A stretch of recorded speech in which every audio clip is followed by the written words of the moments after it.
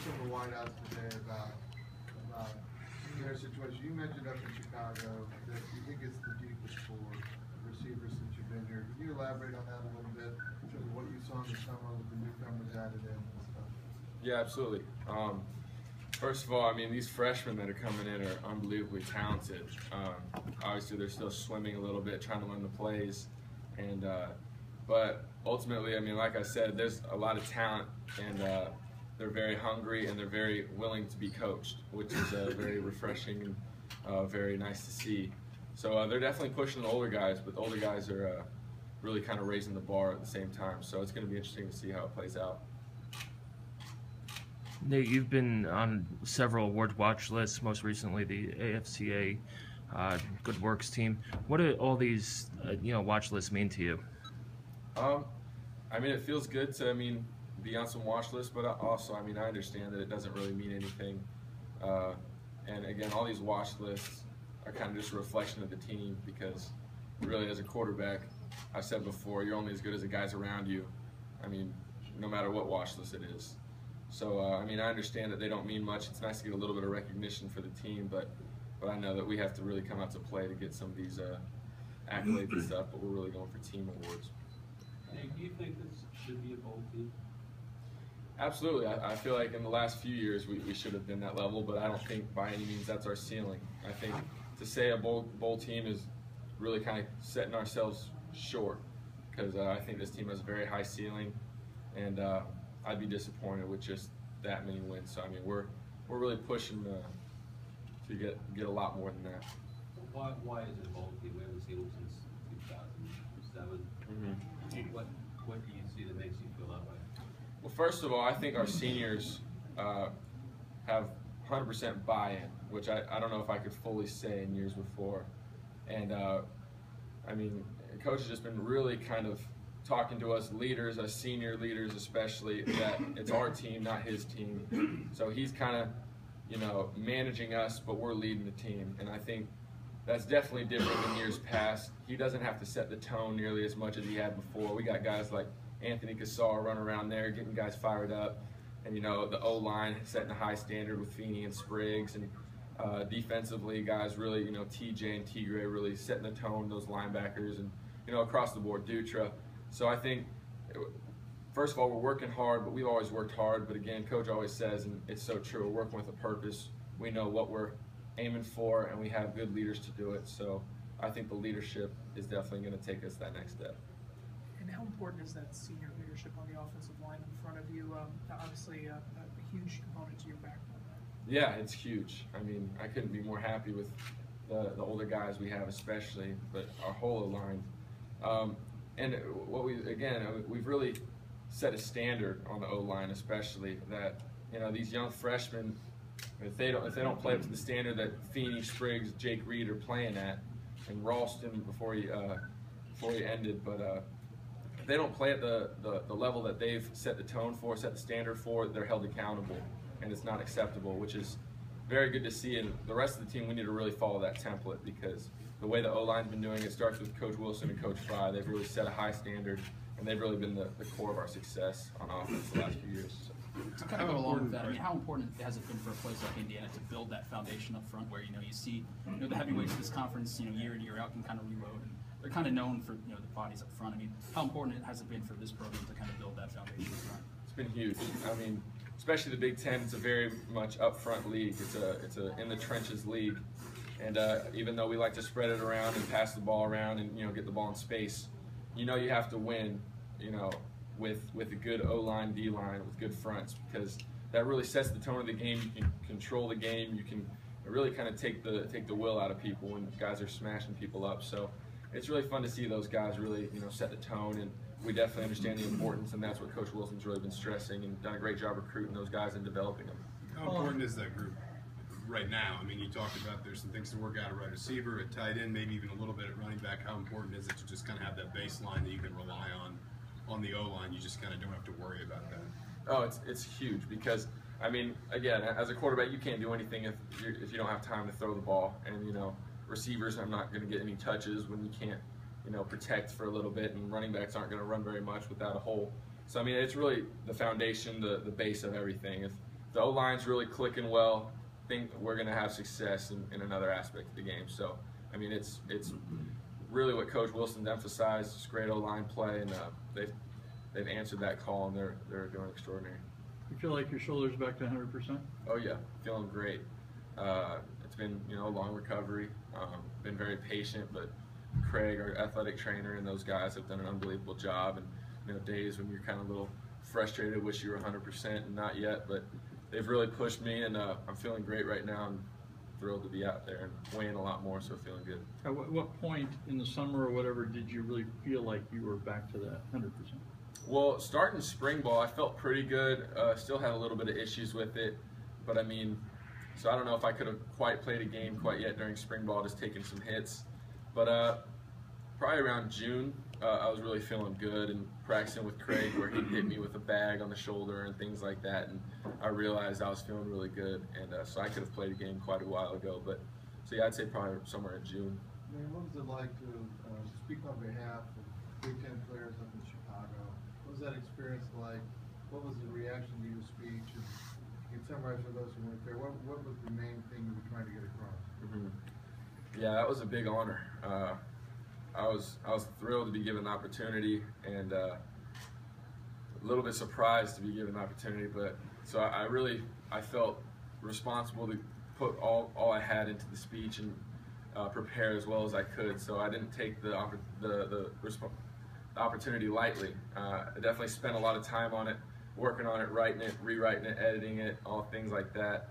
But I mean, the feedback I got I was very, very humbled and proud of, and happy about what people were saying. Just shaking hands afterwards, people really from other teams and other coaches and other fans or alumni or whatever were very generous with their time and shaking my hand. So that meant a lot. But yeah, the kind of the core things I wanted to get across were, first of all, that I said the word stand on the shoulders of people who've come before us, and talking to our team the other day, they watched it in team meeting, and a little embarrassing, but kind of recapping after that, just telling the O-line, like, I'm really thinking of them when I say I'm standing on their shoulders, because they're not guys who get a lot of credit. When a touchdown happens, they give the credit to the quarterback or the running back or the receivers, but those are the kind of guys who don't get recognized as much. But I understand that I would not be up here right now or be up giving that speech without those guys. And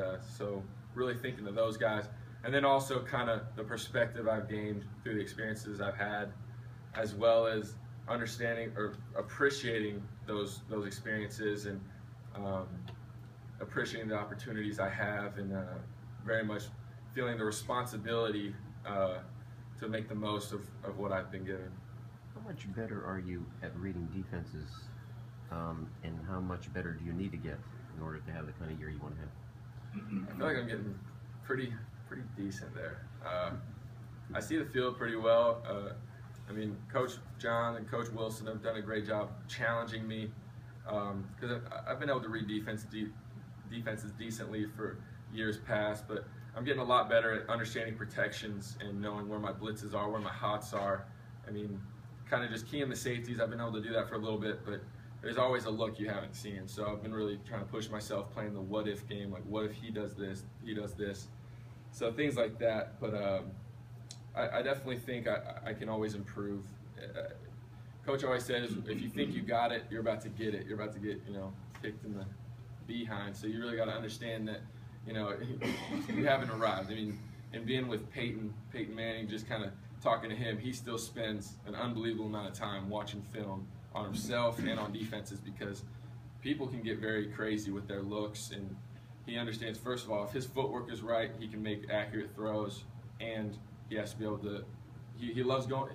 Peyton said every single play he'd go up to the field, and he 99% of the time was like, okay, I've seen this look before, and then he knew what to do, exactly what to do. So that was really cool to see, going into your 18th year and you're still working on things I'm working on. So understanding I still have a lot of work to do. You guys want to, snap the ball quickly. So how much time do you have to read the defense? You get out there, you're looking, boom. What do you need, 2 or 3 seconds, 5 seconds? Yeah, well, sometimes when we go tempo, I kind of just key one guy. Just first of all, I make sure my guys are lined up, and then it's just kind of a simple read. But when we go through our normal snap count cadence and everything, first of all, I get the defense set, kind of stand there and get in my position, and then first of all, make sure guys know what they're doing, and then kind of key my safeties, and then I don't really look at corners too much because they can lie a lot, but then just kind of key my linebackers. There's a whole process going through. It's kind of a checklist as you go pre-play, but you get faster and faster, probably a few seconds, sometimes less, sometimes more. The Cuban Center, Mark Cuban Center is going to bring a lot of technology. You're talking about reading the field, and they have technology that gives you a 360 look. Have you had any of that yet? So yeah, when they had Cuban come through, I got to try it out for the first time, and that was incredible. I mean, you put goggles on, and you turn all the way around, and it's like you're in the stadium. So yeah, we're still working with that, and I think it could be, an unbelievable resource to have, and I think it could really take players' game to the next level, just kind of without strapping the pads on, kind of getting that full game simulation. So I'm excited about the possibilities with that. Yeah, time for 2 more. Darius was saying before that you didn't feel like in the past that guys bought completely in that they are now. What made you think in the past that they weren't completely buying in? What makes you think that now they are? It's an interesting question. Yeah, I think first of all, just in years past, there wasn't a level of trust just kind of coming in, and I think beforehand, guys weren't recruited by this coaching staff, so that I don't know if they felt loyalty or I don't know. But then also, I just think as far as buying in, I think some guys just kind of worry about themselves a little bit too much. And Coach Wilson, obviously in my years past, I kind of was in a competition and fully bought in, but kind of guys worry about things too much that don't matter, that they can't control, and they need to just come every day and first of all understand we're all working for the same goal, and coach is just trying to win and he's trying to do what's best for the team. So, and I think guys, again, with the leadership we have with the guys on the team, guys understand that we're all going for the same goal, but at the same time, if you want to be the best player on the team, it's going to be because either you're not working hard enough, you're not fully bought in enough, and there's a selflessness now instead of guys being selfish. But not that we were bad at that before, it's just unbelievably good right now with the guys we have. In terms of a leadership perspective, how much of that has shaped you going overseas in your humanitarian trips? In terms of leadership, well, it's been a fine line because I've said before, I didn't really want to come back and be that guy who was saying, if I'd see a guy, complaining about going to class and get on their case like, you guys have no idea. I never wanted to be that guy because, you can say that all you want, but unless you've experienced it, it's kind of impossible to have people understand that. But at the same time, kind of having that perspective, guys see the excitement I have to be here every day and the joy I have in doing what I do and watching extra film and going out to practice, getting the ball in my hand and throwing it around. So I think guys have seen that and also that I care about them, and I just think it's given me a good perspective that's kind of rubbed off on the guys a little bit, that I'm just happy to be here, and I don't know if it's done that much for them, but I think it's helped me a lot and kind of given me a better, or let them kind of see some change in me. All right, thanks, Nate. Thank you. Guys, lunch is ready over